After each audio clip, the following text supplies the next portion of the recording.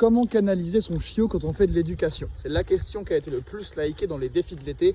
Pour rappel, une question par jour pendant 30 jours. Et aujourd'hui, on répond à cette question. Ok, alors reste concentré parce que je vais te donner plein de petites astuces. Déjà, avant de commencer les exercices d'éducation, commence par faire une petite balade. Assure-toi que ton chiot, il est assez dépensé, assez détendu. Attention, la balade, pas trop longue, pas trop courte. L'idée, c'est que ton chiot, il soit suffisamment détendu, mais pas fatigué au point de ne pas faire les exercices. Et attention, un chiot, ça fatigue vite. Ensuite, quand tu vas commencer à travailler, il faut que tu choisisses avec soin ton environnement. Si ton environnement il est trop stimulant, c'est pas étonnant que ton chiot y arrive pas. Il faut que tu choisisses un environnement peu stimulant, où le truc le plus intéressant dans l'environnement, c'est toi, pour qu'il soit concentré sur toi et sur les exercices que tu vas lui demander. Ensuite, pour renforcer l'intérêt envers toi et ajouter de la motivation à l'exercice, choisis un renforçateur de qualité, quelque chose qu'il aime. On pense souvent à des friandises, mais ça peut être des jouets, ça peut être plein de choses. Alors teste plein de renforçateurs et vois ce que ton chiot y préfère. Mais attention, si tu as un chiot qui a tendance à monter vite en excitation, les jouets, ça va avoir tendance à faire pire que mieux. Là, à ce moment-là, tu pourrais plus te diriger sur une friandise.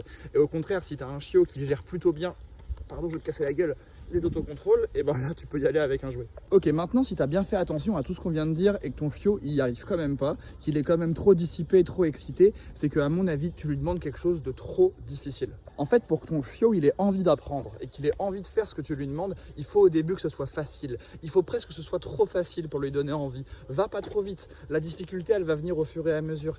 Mais si ton chiot il frustre, qu'il se déconcentre, qu'il va faire autre chose, ça veut dire que ce que tu lui proposes c'est pas intéressant pour lui, c'est trop difficile, c'est trop abstrait, il comprend pas. Tu sais, parfois la différence elle se fait dans des détails. Change 2-3 paramètres de l'exercice et ça se trouve tu vas décoincer le truc. Peut-être que tu fais des exercices trop longs aussi. Une session d'exercice c'est 5 à 10 minutes, pas plus. Par contre tu peux le faire plusieurs fois par jour. Mais essayer de travailler la marche au pied ou le rappel ou n'importe quoi d'autre avec un chiot pendant une demi-heure ou 45 minutes, c'est inutile. C'est sûr qu'il va se déconcentrer. Tout ce que je viens de te dire là, c'est un peu les grandes lignes des théories de l'apprentissage. C'est ce que tu peux trouver et lire sur internet un peu partout.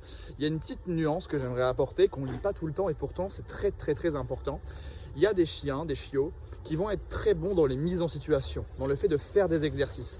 Et il y en a d'autres qui vont avoir du mal quand c'est scénarisé, quand ça ressemble trop à un exercice.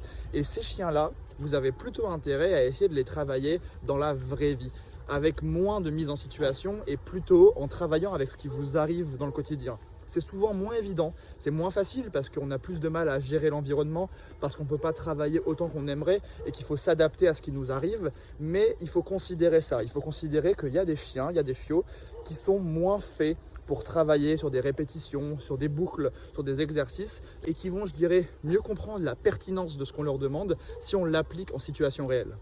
Je vais être dans le cliché à fond par rapport à ce que je vais dire, mais par exemple, si tu as un Eurasier ou un Samoyède ou un Husky, je pense que tu auras plus de facilité à essayer de travailler en situation réelle par rapport à son environnement, par exemple en utilisant la loi de Premack, je te mets la vidéo ici, ça veut dire utiliser les environnements comme renforçateurs, alors qu'avec un berger australien, un malinois, là les exercices vont être très fluides parce que mine de rien, c'est des chiens qui sont quand même un peu plus faits pour travailler avec l'homme.